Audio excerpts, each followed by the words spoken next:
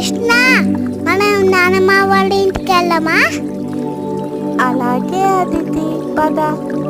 అదిగో నానమ్మ. లోపలికి రండి పిల్లలు.